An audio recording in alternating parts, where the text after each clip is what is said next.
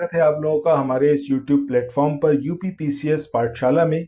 Daily base पर current affairs को cover up किया जा रहा है। आप लोग यहाँ पर साथ में बने रहिए। साथ ही आप टेलीग्राम चैनल और व्हाट्सएप ग्रुप को ज़रूर ज्वाइन करिए, क्योंकि वहीं पर ये वाली फाइल्स जो है वो शेयर की जाएंगी, जो कि फ्री ऑफ कॉस्ट है। बाकी जो भी इंफॉर्मेशन होगी एग्जाम रिलेटेड वो आपको प्रशांत सर देते रहेंगे। सो सारी महत्वपूर्ण जानकारी के लिए आप लोगों को दो काम तो जरूर करने हैं। आपको टेलीग्राम चैनल को सब्सक्राइब करना है, यूट्यूब चैनल को सब्सक्राइब करना है, और साथ ही आपको व्हाट्सएप ग्रुप को भी ज्वाइन करना है। ठीक है, इसके लिंक आपको डिस्क्रिप्शन बॉक्स में मिल जाएंगे। चलिए शुरू करते हैं आज के अपने सेशन को। बात करते हैं 6 फरवरी के करंट अफेयर्स की। तो सबसे पहला करंट अफेयर्स है कि हाल ही में शीतकालीन ओलंपिक जो खेल हैं ये आयोजित होने हैं। ये कहाँ पर आयोजित होंगे ये आपको यहाँ पर बताना है। ठीक है, सो ये जो 25वें शीतकालीन ओलंपिक खेल हैं ये कहाँ प्रारंभ होंगे, जो कि ऑलरेडी हो चुके हैं आज से ही। सो अगर इनके हम टाइम ड्यूरेशन की बात करें कि कब से कब तक होंगे, तो 6 से 22 फरवरी के बीच में ये आयोजित होने हैं। और मिलान और कॉर्टियाना डी एम्पोजो ये दो प्लेसेस हैं इटली के। ठीक है, सो इटली के ये दो प्लेसेस हैं जहां पर ये आयोजित होंगे। अच्छा, कमेंट सेक्शन में ये बताइएगा कि इटली के जो पड़ोसी देश हैं या फिर इटली किन किन देशों के साथ अपनी सीमा साझा करता है और किन वाटर बॉडीज के साथ में अपनी सीमा साझा करता है, बिना कहीं देखे हुए। कहीं देखना नहीं है, किसी बुक में नहीं, कहीं इंटरनेट पे नहीं, सिर्फ अपने माइंड में इटली का मैप एक बार सोचिए और फिर आप आंसर करिए। ठीक है, वही आपका सबसे बेहतर तरीका होगा चीजों को रिकॉल करने का, उन्हें अपने माइंड में रखने का। चलिए आगे बढ़ते हैं नेक्स्ट क्वेश्चन पे। सो अगला क्वेश्चन यहाँ पर है, इसमें पूछा गया है कि भूटान की महारानी को किस राज्य के 22वें Upendra Nath Brahma soldier of humanity पुरस्कार 2025 से सम्मानित किया गया है।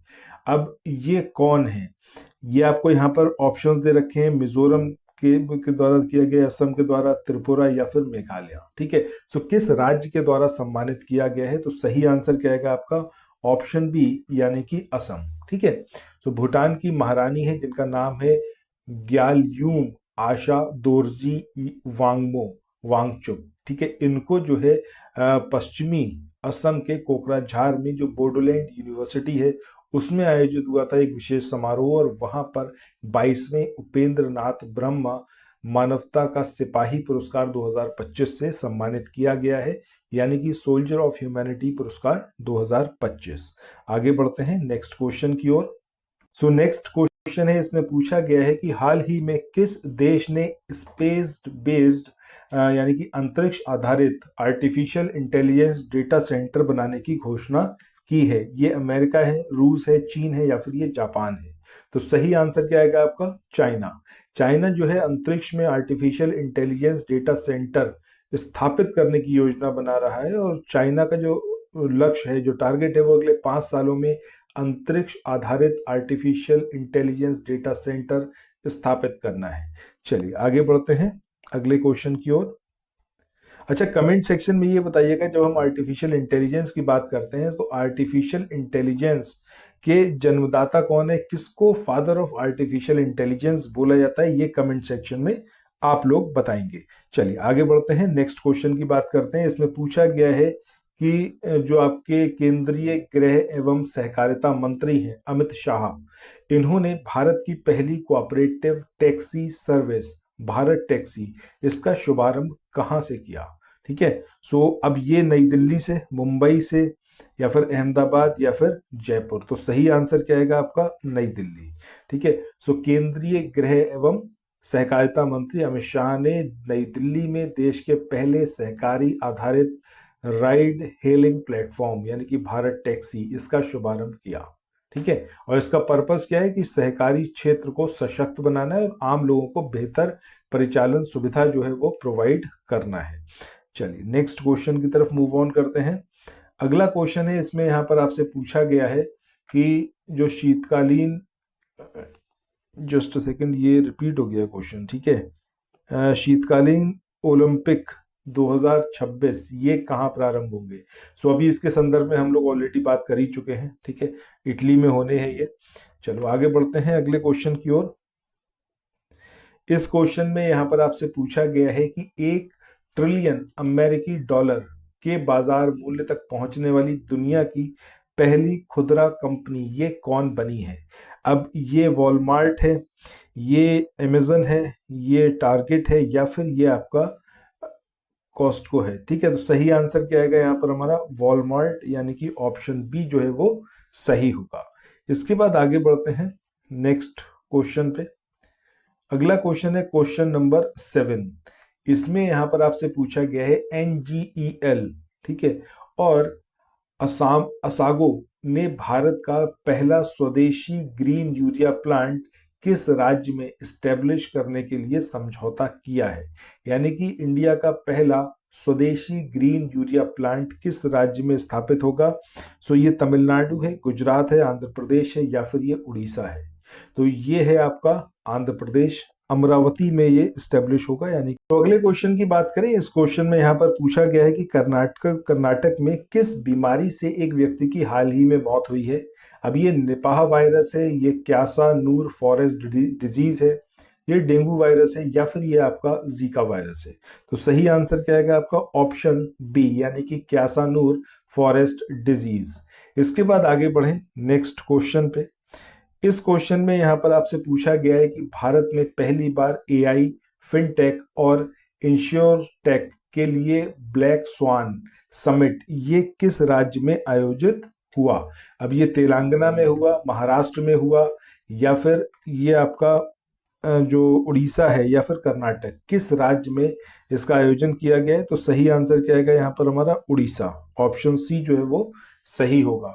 उड़ीसा के ब्लैक स्वान शिखर सम्मेलन का जो उद्देश्य है वो उड़ीसा स्टेट को आर्टिफिशियल इंटेलिजेंस, फिनटेक और इंश्योरटेक के वैश्विक केंद्र के रूप में स्थापित करना है।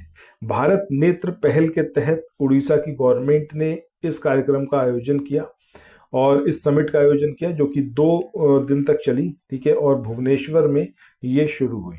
चलो इसके बाद आगे बढ़ते हैं नेक्स्ट क्वेश्चन की ओर। इस क्वेश्चन में यहां पर आपसे पूछा गया है कि केंद्रीय रक्षा मंत्री जो राजनाथ सिंह है, उन्होंने जी मौली की किस पुस्तक का विमोचन किया है? अब ये शक्ति है, ये आकाश है, ये अग्निपथ है, या फिर ये आपका संकल्प है? किस बुक का इन्होंने जो है विमोचन किया है? ये जो बुक है इसका नाम क्या है ये आपको यहाँ पर बताना है, और ये है आपकी आकाश। ठीक है, आकाश जो मिसाइल सिस्टम है उसकी सफलता की ये पूरी कहानी कहती है ये बुक। तो सही आंसर क्या आएगा हमारा? ऑप्शन बी, ठीक है, आकाश। आगे बढ़ते हैं अगले क्वेश्चन की ओर। इस क्वेश्चन में यहाँ पर पूछा गया है कि हाल ही में 2025 में भारत और किस देश के बीच रिकॉर्ड 155 बिलियन डॉलर का व्यापार हुआ है? ये चाइना है, ये रशिया है, ये अमेरिका है, या फिर ये जापान है? सही आंसर क्या आएगा? सही आंसर आएगा ऑप्शन ए। यानी अगले क्वेश्चन की बात करते हैं कि रक्षा मंत्री राजनाथ सिंह ने माउंट एकांकागुआ के लिए संयुक्त अभियान को किस देश में हरी झंडी दिखाई है?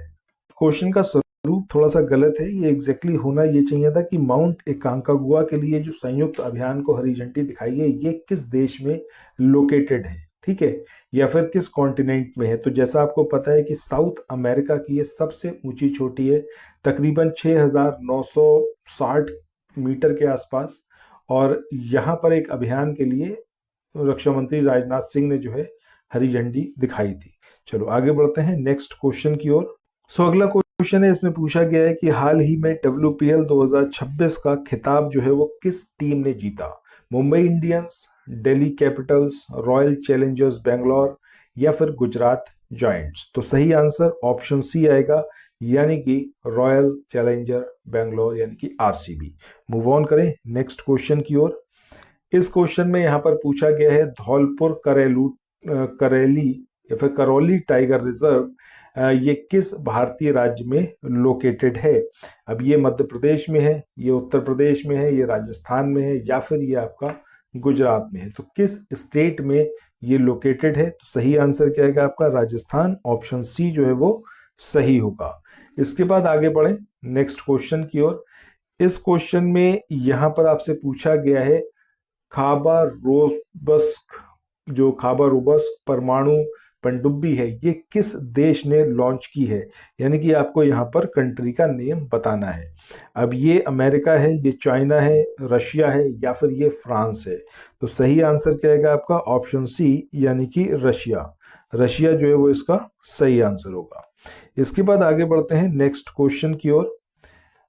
इस क्वेश्चन में यहाँ पर आपसे पूछा गया है कि आर्टिफिशियल इंटेलिजेंस आधारित आक्रामक रोगों की पहचान के लिए ये जो एक एप्लीकेशन है नियो फाइटल डी, ये किस राज्य में लॉन्च की गई। अब ये केरला में, तमिलनाडु में, कर्नाटक में या फिर हिमाचल। तो सही आंसर ऑप्शन ए यानी कि केरला में इसको लॉन्च किया गया है।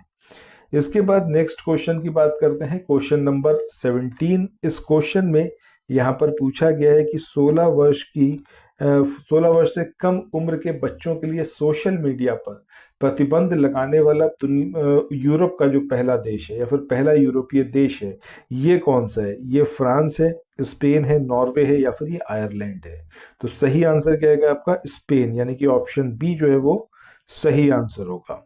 इसके बाद नेक्स्ट क्वेश्चन की बात करते हैं। इस क्वेश्चन में यहाँ पर पूछा गया कि अपनी तरह की पहली महिला नेतृत्व वाली औद्योगिक पार्क पहल का उद्घाटन ये किस राज्य में किया गया। अब ये केरला में, तेलंगाना में, गुजरात में या फिर उड़ीसा में। तो सही आंसर क्या है आपका यहाँ पर कर्नाटका, इसके अंदर ऑप्शन नहीं है।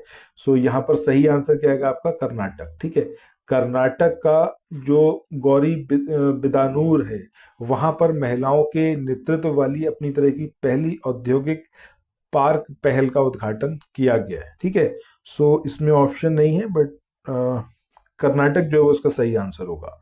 चलो इसके बाद आगे बढ़ते हैं अगले क्वेश्चन की ओर।